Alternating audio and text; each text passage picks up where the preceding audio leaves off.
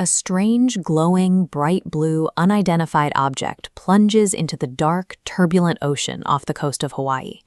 In a quiet, residential Las Vegas backyard, a family calls 911, reporting 10-foot-tall entities with massive eyes standing near their equipment.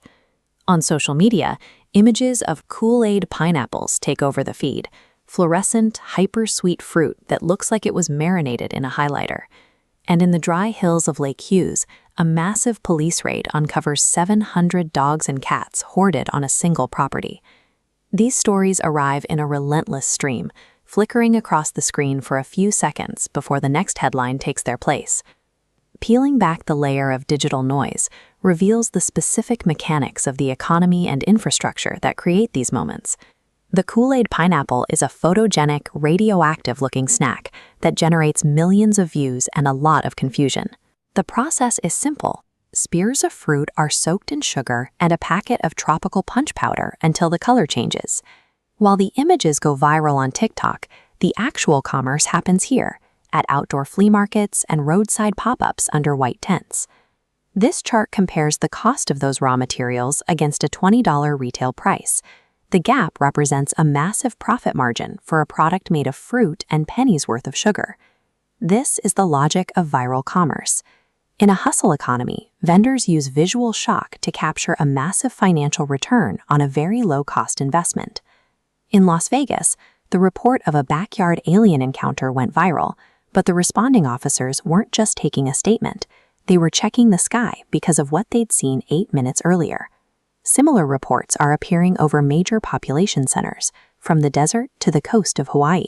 These reports are surfacing at a time when top-tier military defense institutions are beginning to validate the study of these objects.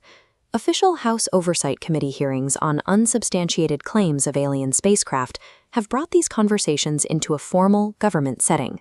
This institutional attention completely changes the environment. It moves the conversation from the fringe into a 911 call, where a light in the sky is processed through the lens of official investigation. In Lake Hughes, the news cycle focused on the raid itself, a massive seizure of hundreds of animals and the crazy hoarder behind it.